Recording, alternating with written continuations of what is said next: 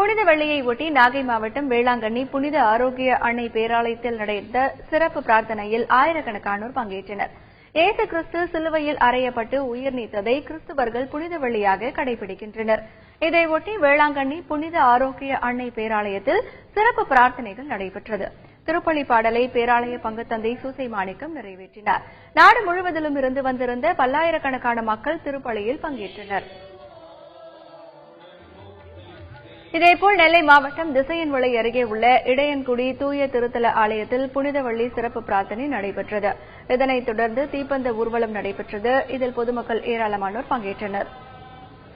மதுரை கீழவாசல் தூய மரியன்னை பேராலயத்தில் நடைபெற்ற சிலுவை பாதை பவனியில் ஏராளமான கிறிஸ்தவர்கள் கலந்து கொண்டனர்.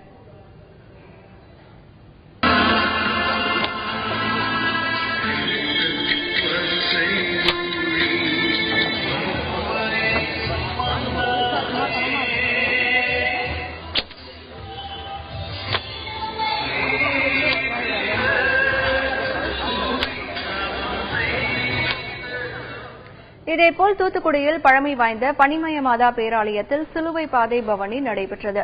அப்போது 14 ஸ்தலங்களில் திருஸ்வரூபத்தை நிறுத்தி பிரார்த்தனை செய்யப்பட்டது. ஆயிரக்கணக்கான கிறிஸ்தவர்கள் பிரார்த்தனையில் பங்கேற்றனர்.